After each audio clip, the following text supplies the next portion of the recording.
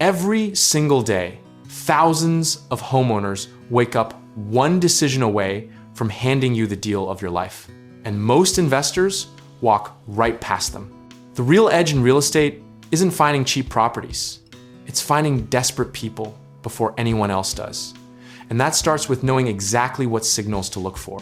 Let's talk about what a motivated seller actually is. Because it's not just someone who wants to sell, it's someone who needs times to sell, and those two words carry completely different price tags. Think of it like the difference between a restaurant that's busy on a Saturday night versus one that's hosting a going out of business sale. Only one of them is cutting you a deal. The first data point savvy investors track is pre-foreclosure notices, specifically lis pendens filings, which are public court records that announce a lender has begun the foreclosure process. When you see one of those filed, you're looking at a homeowner who is statistically between 60 and 120 days away from losing everything. And that urgency is your opportunity. Tax delinquency lists are criminally underused, and most new investors don't even know their public record available through your county assessor's office. When someone hasn't paid property taxes in 2 or 3 years, they're not just broke, they're buried. And a cash offer with a fast close can feel like a lifeline thrown to a drowning person. Probate filings are another goldmine, because inherited properties come with heirs who often live out of state, have emotional detachment from the asset, and just want the thing gone.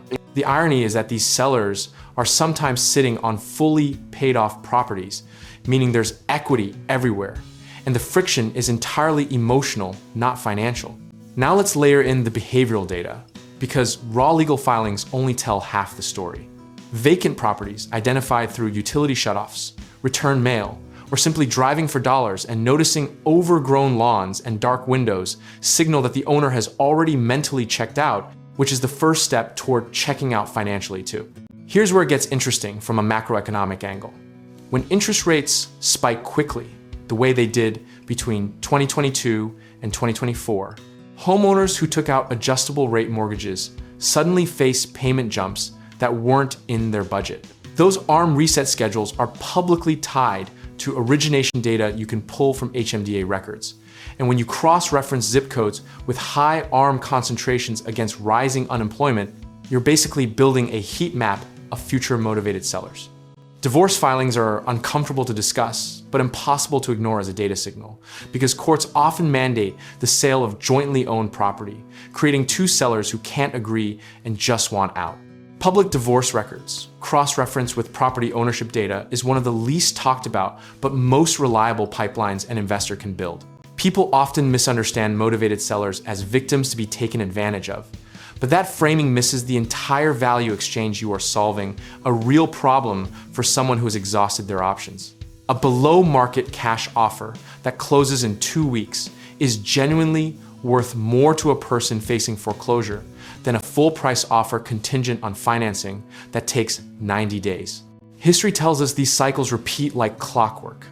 Every time credit tightens, job losses, cluster, or life events spike, divorces, deaths, relocations, a wave of motivated sellers enters the market about 6 to 18 months later. You don't have to predict the crash, you just have to be positioned and patient when it arrives. The practical lesson is to build your data stack now, before you need it, by subscribing to county records feeds, setting up skip tracing workflows, and creating a consistent outreach system using direct mail or cold SMS. Discipline in your process matters infinitely more than the conviction you feel about any single deal, because conviction without a system is just gambling with extra steps. Size your offers conservatively, move quickly once criteria are met, and never fall in love with a deal to the point where you override your numbers. The investors who consistently win aren't the ones who find the best deals. They're the ones who stay in the game long enough by not overextending on the ones that felt the most exciting.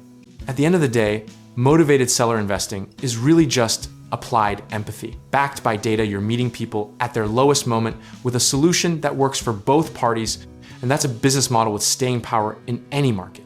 Whether rates rise or fall, recessions come or go, people will always face life circumstances that force property decisions, and you want to be the prepared, rational option waiting for them. Comfort yourself with this truth. You don't need the market to crash, you don't need rates to drop, and you don't need luck. You just need a system, a stack of data, and the patience to work it consistently. The signals are already out there broadcasting like a radio station.